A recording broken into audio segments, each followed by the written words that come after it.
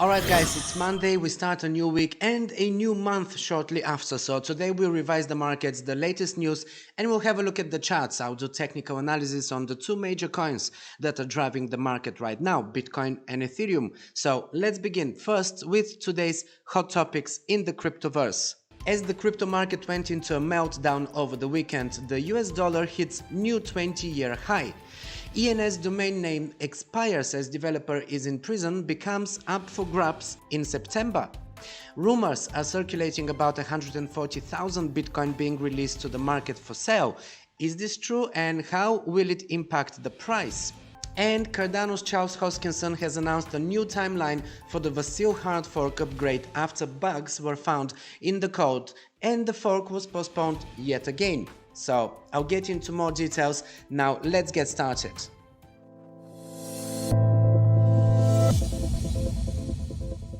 Hey everyone, you're watching Crypto Corner, a video podcast where we talk everything crypto related. This is episode 530 and I started this podcast in 2016 in order to just bring more awareness about crypto, share news and updates and market analysis and everything which we will be doing today. So as usual, let's start with a quick market overview. In the last 7 days, we've seen Bitcoin drop by more than 6%, Ethereum is more than 6.37%, Binance Coin is at 5.95% down in the last 7 days, XRP 4.36%. Cardano ADA is the one that lost the least of its value, 1.75% down in the last 7 days. Cardano is due an upgrade. We're going to talk about that in the news. Solana is down 10% in the last 7 days, 6% for Dogecoin. Polkadot is down 2.50%. Shiba is down 7.40%. And at number 10, we have Matic, which has preserved its value. It doesn't have a change in the last 7 days. According to today, of course, during the week, there was volatility on Matic as well. Now, these are the top 10 coins according to market cap, excluding all the stable coins, because in the top 10, we do have a few stable coins, but we don't really care about stable coins when we talk about market performance because we are looking at the volatility of the market, and stable coins are typically not volatile. So this is why, if you're wondering, this is why I have these 10 here, and I don't have USDC, I don't have USD Tether, I don't have Binance USD, I don't have any of those here in the top 10 because they're just taking up space. All right, now in the last month, since we are about to begin a new month in just a couple of days, in the last month, Bitcoin has lost almost 17% of its value. Ethereum, slightly better performance, 15% down over the last 30 days. BNB seems to be doing much better than both of them, 4% down in the last 30 days. XRP is down 13%, Cardano is down 17%, Solana is by far the worst here, almost 30%, 28% in fact, down over the last 30 days.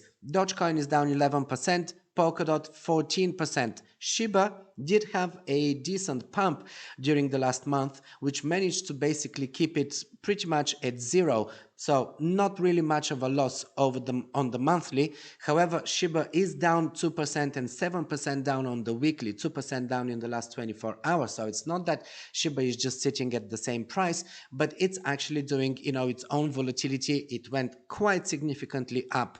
Matic is down 17%, also very similar to what Cardano is doing. So we'll see how this month will start. September I'm talking about.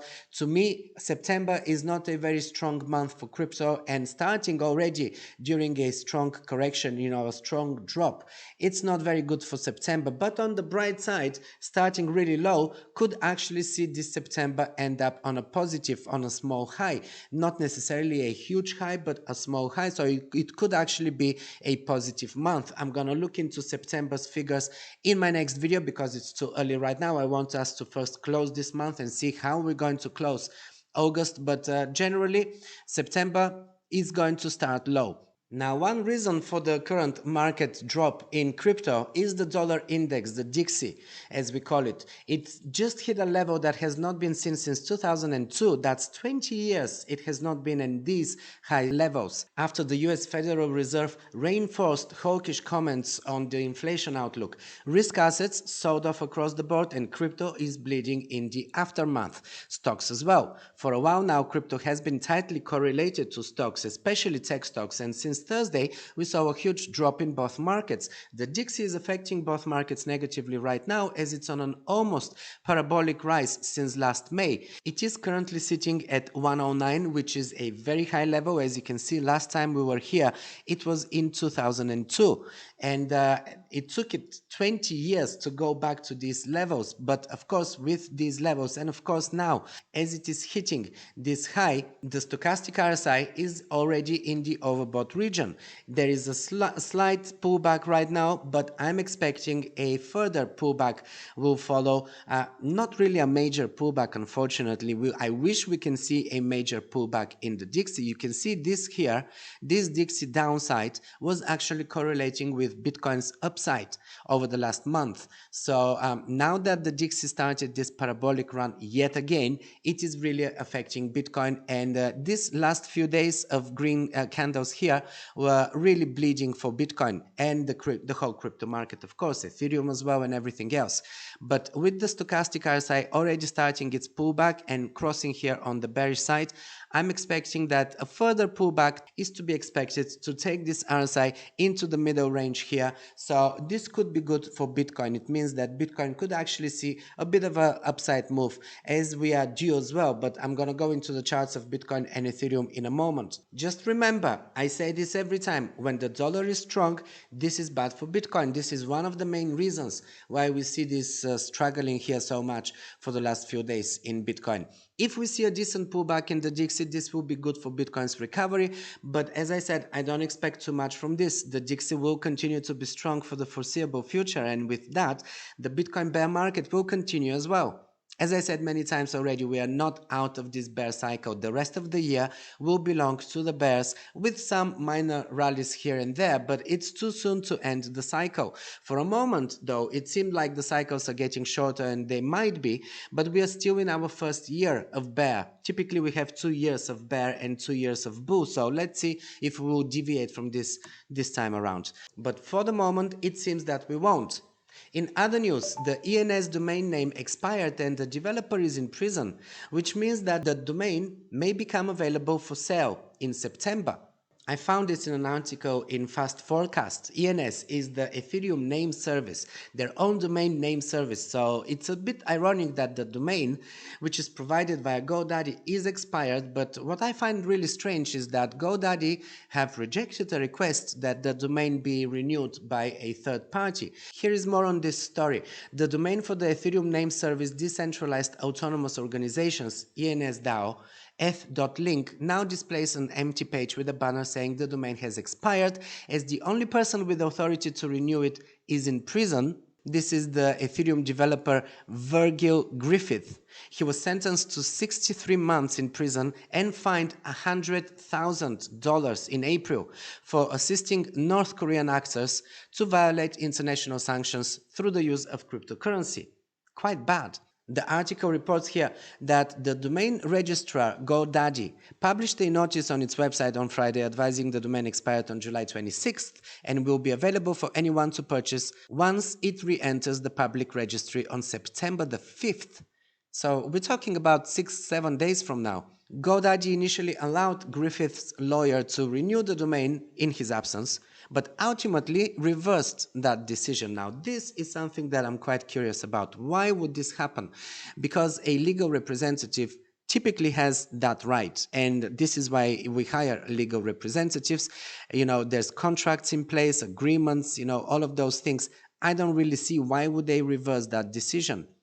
ENS operates like a Web3 version of the domain name service. It is a readable username that is traceable across dApps and blockchains, allowing users to have a single .eth domain, which can be used to send cryptocurrency instead of typing out entire wallet sequence. Now, if you are familiar with this channel, you would remember that I'm already using a very similar service, Unstoppable Domains. They are doing .crypto domains. They started with .zil because they were based on the Zilliqa blockchain, and I've been using this service ever since it started. It was before actually the Ethereum name service started functioning, operating, and offering these .eth domain names. Also, EOS has a similar service. There are quite a few blockchains that provide these type of services. You can have a domain name, you can use it for a website and everything, but on top of that, because this is Web3 enabled applications, you can just use it instead of a wallet as well. You link it to a wallet, you use it through a wallet like MetaMask or another one, and then you can even use it instead of a wallet address. So if someone wants to send you money, Bitcoin, Ethereum, whatever it is, if you've linked your wallet to that domain, they can do directly to the domain. It's a very convenient, useful service and everything. What I find really bizarre is that they're not allowed to renew this domain service through a third party, through a legal representative, not just any third party. And this is quite bad because it means that the eth.link domain name is going to go. So we'll see how this develops. I mean, there are still 6 more days to see what's going to happen, and I would assume that if it is to be expired and going up for sale, then in the very least one of their team is going to go and purchase it again so that it stays in their ownership rather than someone just doing it for speculative purposes, because there's so many people who buy domain names literally just to make a quick buck from it, resell it for a much higher amount. Of course, when you are buying a domain name from directly from the service operator, you would buy it at whatever is the market price, but then you can resell it, as a third party. You can resell it to someone who wants to buy it from you and really operate with that domain name. You can resell it for thousands, up to even millions of dollars. I mean, crypto.com, I think, paid at least $2 million for their name. I'm not really sure what was the deal with bitcoin.com back in the day. I know that Roger Ver bought that domain. He did not actually create bitcoin.com. It was already a website, and he purchased it and then, of course, changed it into what it is today. So definitely but it was quite a big deal nevertheless. So these domain names, they can cost a lot of money if this domain is already up and running and gathered some traffic and everything. And this domain has gathered a lot of traffic, so it will be quite an expensive one. We'll see how this goes. I will keep you posted. In other news, there was a rumor circulating on crypto Twitter and other social networks that 140,000 Bitcoin is going to flood the market. Just another wave of FUD being added to the already panicked Bitcoin holders. Well, the actual amount is 137,000, and it's part of the Mt. Gox case. For those who don't know about it, this was the first Bitcoin exchange back in 2011, 12, and 13. It had major glitches, and in the end became the biggest crypto exchange collapse in the history. More than 150,000 Bitcoin went missing. And a few months ago, I actually reported on this. 2 individuals were arrested in the US on charges of being involved in the heist, and their assets were frozen, later confiscated, and this is how users of Mt. Gox are now due to receive their money back, or at least some of it. The release of these funds will not be immediate though. This is what many people got wrong. Despite all the rumors that I saw on Twitter that today 140,000 Bitcoin would flood the market, this is nonsense. These legal procedures take time. They are done in stages, and the process will take several months. So if you were worried about this from the speculations on Twitter, don't. It is not an issue. On top of this, these are the early adopters of Bitcoin. Many of these guys have seen several bear cycles already. They will not sell near the bottom. Some of them will, but definitely not too many. I'm sure these guys are going to wait for the next bull cycle before they sell their Bitcoin. We're now at the same levels of 2017 all-time high. We are 70% below our last all-time high. Who wants to sell at 70% drop? Only those who are desperate for cash. This can't be all of these guys, right? That's my 2 cents on this matter. I don't really think that this will actually affect the price of Bitcoin. I don't think there will be a major sell-off, especially as we are dropping right now. If anything, you would be waiting for at least a bit of a rally before you start selling. So no, this is a non-issue. And moving on to the Cardano's new date for the Vasil hard fork, which is already becoming a bit of a saga. In a new video update, Charles Hoskinson has announced a new timeline for the upcoming Vasil hard fork upgrade, adding that the update can be released as soon as early September. I mean, if there are no additional issues or obstacles encountered by the team, that is. Earlier this month, there were reports about major bugs that forced the development team to postpone the upgrade yet again. The Vasil hard fork is dubbed as one of the central crypto events, which are set to introduce critical advancements to the already existing Cardano ecosystem. The fork will essentially improve the functionality over the whole network, alongside enhancing the development of smart contracts and decentralized applications, or dApps. So, if everything goes right this time around, mid-September is most likely when we can expect the upgrade to happen. It's interesting because 15th of September is the Ethereum merge. I wonder how close to that date Cardano's upgrade will be. I mean, if they care about the public interest, they should really avoid being too close to that date. Ideally, before that.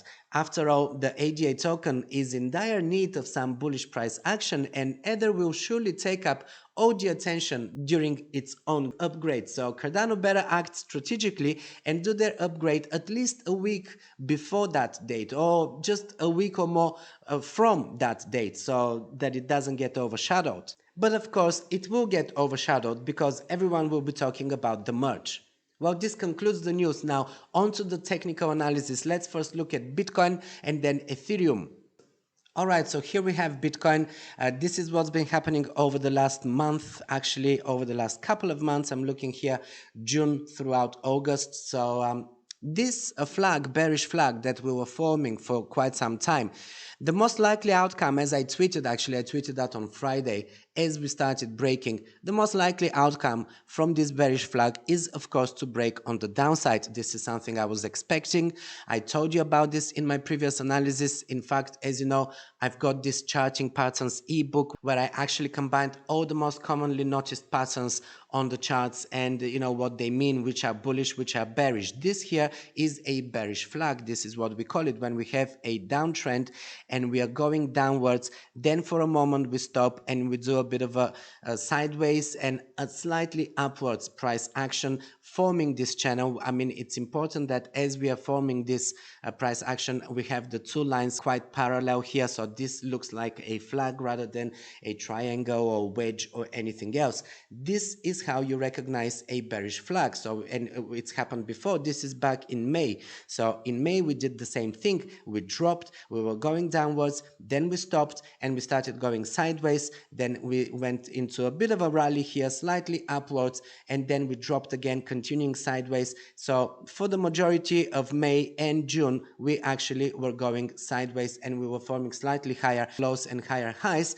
but we were forming this bearish flag. As we did that, at some point, sooner or later, it's inevitable, we break on the downside. So we broke on the downside, we went down here, and then we started doing the same pattern. We went sideways, slightly higher, we did higher lows and higher highs, forming this slightly upwards going channel, which is another bearish flag. And as we did that, we just broke out from it. On Friday, I was talking about this breakout and how I'm watching it closely because it could actually be a fake out. It could be just a one-day thing to liquidate a lot of longs and then go upwards again. But it's not the case. Now we know it's been the whole weekend. Of course, this breakdown combined with weekend was quite bearish for us. So as you see, we actually went directly straight to my lower support zone. And right now, this is where we are. We actually got stopped at 19,500. This is exactly what I predicted in my previous analysis. You can actually go back a couple of videos ago and you can watch it.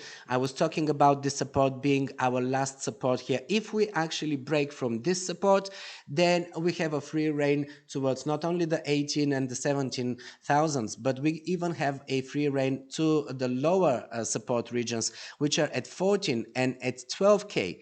So, I mean, of course, before that, we will have 17K, we'll have 15K, which are support zones. But if we actually start going down there, then 14,000 is in the bag. We could have 14,000 Bitcoin. We could even have 12,000 Bitcoin. I don't really think it's happening though, but we could. I mean, technically speaking, just based on technical analysis, these two levels are coinciding with Fibonacci levels, and they are possible.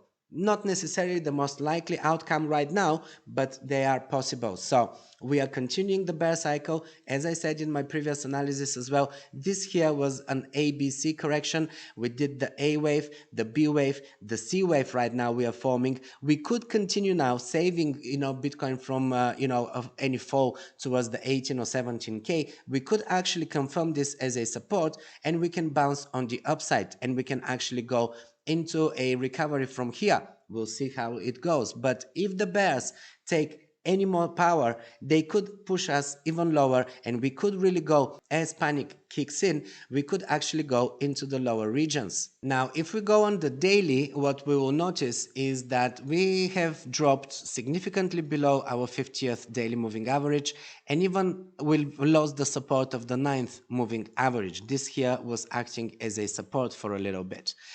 The two moving averages have made another bearish cross, where the 9th moving average, the shorter one, has crossed below the longer one, the 50th moving average. This is bearish, and as this cross happened just a few days ago, I already told you that this is quite bearish, and that I'm expecting. This was our warning sign here. This was back on the 19th of August. Last week, I was talking about this cross, and I was saying how this cross predicts a further downwards price action. This is exactly what happened. So there is no surprise here in what's happening. What is good for us though is that we are quite low here. We are in the oversold region of the stochastic RSI. So this indicates that a bounce on the upside is to be expected. The simple RSI has already started its bounce, but it did go in the oversold region as well. So this also indicates that we are not really expecting any further drop from here over the next few days. I mean, at least in the shorter term, we are expecting a little bit of a bounce before another drop. And the MACDs are quite far apart, and they're here on the low end. So this to me looks like very soon they're going to start getting closer together. The blue line is going to curve on the upside first, followed by the red one. At this point, they will cross, and they will print a bullish cross. Now, this here will take quite a few days to develop, so we will see if it will happen this week, and if it happens, it's actually a bullish sign, but it could actually take longer. It will happen eventually. The question is it going to happen like here over the course of a whole week, or is it going to happen faster, because they're also not that low. But we'll see how they can just continue going downwards and continue being bearish. This is yet another scenario. So the market is at this point, the fact that they are far apart is good for us, because typically as they become far apart, they start getting tighter. And right now they're here much further apart than they were up here. We are looking at possibly this sort of correlation. So this is why I'm feeling that a bounce on the blue one followed by the red one could actually get us into a cross up here. We don't really have to go all the way down in order to cross. It's not that we always go down. Like here, as you can see, we can actually just stay in this region, we can curve, and we can cross and go, for a bounce on the upside without necessarily going all the way down here. So we'll see how this plays out, but this is the most likely scenario for me for the moment. I'm expecting that Bitcoin will actually bounce up from here and will go challenge the 21,000 resistance. This is currently our strongest resistance. Of course, 20,000 is a resistance since we just broke below it, but we are very close to it, so I don't really feel the 20,000 is going to be a strong resistance. We will very quickly come above 20,000 if we are to start the bounce already. Now let's take a look at Ethereum, because Ethereum is quite interesting. I mean, it still has the merge, and as I said in my previous analysis, I feel that we've already priced in the merge, and this is why we're seeing such a significant drop in Ether. But not only because of that. As you can see, I already drew this, and I drew this last week. This is what I did on Friday, and before that, I think on Monday or Tuesday, I was drawing this here. So I was already expecting that move, As I said, as we started this drop, it is what I'm expecting to be an ABC correction. So this is the A wave, this is the B wave, and here we have a C wave that will take us below the 1500 level. This was when I first was drawing this. Then on Friday, I updated this. So not only I expected us to actually go below the 1500 level, but I'm expecting a bounce after that. So on Friday, we were still here in the B wave. We had the A wave already completed. We were on our way to complete our B wave and start our C wave. So let's update. Let's see what's happened since then. Well, this is what happened since then. We actually went here in my first resistance zone. We didn't manage to get to my second resistance zone, which was, sadly, unfortunately. So only a few of my sell orders got filled in here that was sitting around this resistance, and then a lot of other sell orders did not get filled in. So for the moment, I still have plenty of Ether that I didn't manage to sell because I actually was not trading actively. I wasn't glued to the monitor. So I just left some sell orders and I moved on with other things. So we managed to complete the B wave, didn't go as high as I expected, and then we started the C wave. Well, by the look of it, from at least my projection, we have completed our C wave, right? So now we are expecting a bounce on the upside. Is that really likely to happen? Well, I feel that it is because we have a diminishing volume here as well.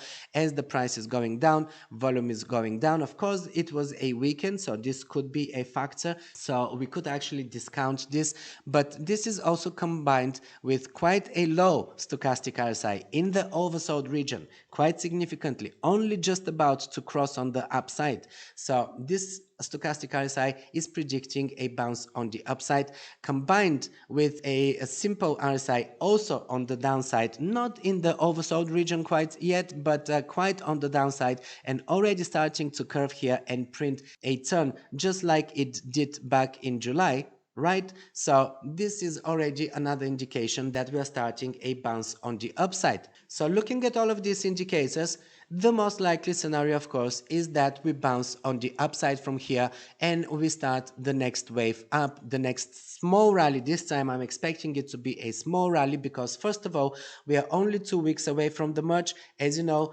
usually about 2 weeks before an upgrade, things are starting to calm down and the hype is starting to subside. Most of the people who wanted to buy the token have already bought the token.